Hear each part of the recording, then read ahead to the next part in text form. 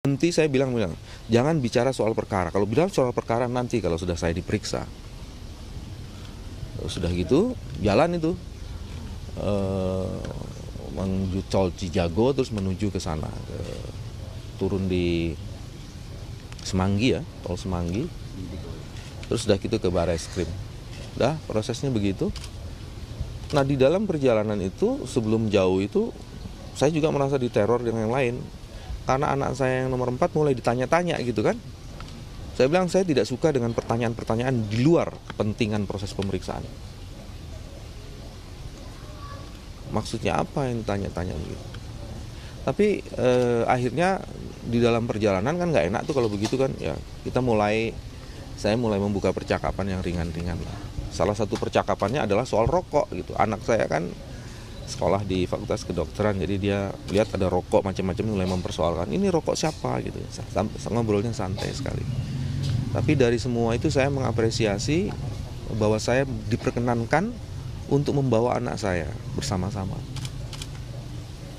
Ya, begitu sampai di Barreskrim, belum ada teman-teman media, jadi saya lewat depan. Dia bilang, oh belum ada nyamuk katanya. Teman-teman tuh nyamuk dibilang kan. Terus saya lewat depan, jadi kira-kira hampir jam 10 lah itu ya. Saya surprise juga di dalam Barreskrim ternyata udah banyak orang, dalam pengertian banyak klien orang yang mau urusan dengan ini ya. Jadi Anda bayangkan saya belum mandi, belum ini, masih pakai itu ya. Itu udah persis teroris banget itu. Pakai ini tuh orang, anak saya bilang tadi pagi cerita oh Abi begitu di ini terus ada banyak yang senyum-senyum katanya. Senyum kenapa nak? Nggak tahu katanya. Dah itu babak pertama selesai. Mau dilanjutin atau mau ada pertanyaan di sini? Lanjutin aja. Ya. Pak dari tempat penangkapan ke Barreskrim berapa lama Pak perjalanannya? Hampir 2 jam lah itu karena macet kan, tapi udah dibuka juga sekitar 2 jam. Tapi pakai rider? Enggak, oh iya pakai four-riders, terus pakai motor yang tadi saya sebut itu juga masuk jalan tol. Motor dengan senjata laras panjang, motor trail tuh, kalau nggak salah ada 2, saya nggak tahu. Kalau di sini tuh ada 4 motor trail dengan 8 orang menggunakan senjata laras panjang. Di sana saya cuma lihat 2 ya selama di dalam tol. Oke, saya mulai di Barreskrimnya saya. Karena itu masih pagi dan saya punya kebiasaan lain dalam hampir sebagian besar hidup saya. Ada 2, satu biasanya kalau pagi saya harus ke Peturasan, terus kedua saya biasanya harus sholat duha. Jadi saya minta izin sholat duha ke Peturasan. Selesai proses itu, seingat saya, mudah-mudahan tidak lupa, sebelum sholat Jumat, proses pemeriksaan awal dimulai. Dan proses itu berhenti karena saya meminta supaya saya didampingi oleh lawyer. Nah karena belum ada lawyer, saya nggak bawa HP, yang saya bawa cuma dompet. HP-nya lagi di informasi dari keluarga, udah ratusan orang panggil kontak nomor saya, mungkin ada ratusan juga BB dan SMS. Saya sampai sekarang belum saya buka ya. Pemeriksaan ditutup sebelum sholat Jumat karena saya belum didampingi lawyers. Nah pada saat itu pertama kali pimpinan KPK yang bertemu saya, Pak Adnan Pandu. Beliau mengatakan bahwa beliau baru ketemu PLT Polri. Ada 5 poin yang dia jelaskan di situ.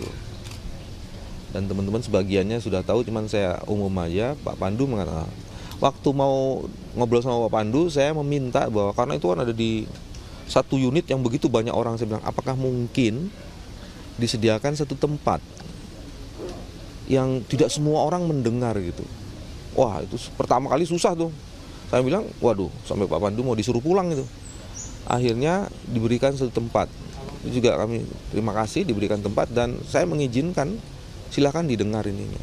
Memang itu Pak Pandu memberitahukan apa isi pembicaraannya dengan PLT Polri, Pak Badruddin Haiti. Nah, salah satu poin yang menarik adalah Pak Kapolri merasa dia tidak tahu dan dia merasa kecolongan. Itu kalimat Pak Pandu yang saya ingat. Ya, itu poin pentingnya di situ. Dan dia ingin menegakkan aturan. Nah, saya bilang ya udah kalau gitu, mudah-mudahan nanti siang sudah selesai. Oke, fine. Pak Pandu pulang, terus sholat Jumat.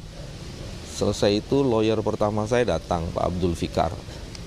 Saya bilang oke, kita lawyer lengkap, baru kita akan mulai. Setelah lawyer lengkap, kami pindah ke ruangan lain yang lebih besar. Dan sebelum proses, saya minta izin sholat asar karena sudah azan. Terus saya makan siang. Karena dari pagi memang saya membiasakan tidak terlalu banyak makan. Jadi siang itu menjelang sore, sebenarnya menjelang asar baru saya makan. Setelah makan baru kita mulailah proses pemeriksaan. Yang pertama kali mendampingi saya, karena saya lihat itu listnya banyak banget, ada puluhan nama di situ. Mereka hanya memberikan 5 nama. Saya memilih. Pertama pasti dari Biro Hukumnya KPK. Terus saya lihat di situ ada beberapa senior seperti Ibu Nur Syahbani Kaca Sungkana. Dulu beliau adalah pimpinan saya direktur saya waktu saya di LBH Jakarta. Jadi saya minta Mbak Nur mendampingi saya. Jadi ada Bu Nur Syahbani, Abdul Fikar Hajar, ini kolega saya lawyer, terus Iskandar Son Haji juga begitu, terus ada Ibu Katrina dari KPK, terus satu lagi saya lupa, ada 5 orang. Nah,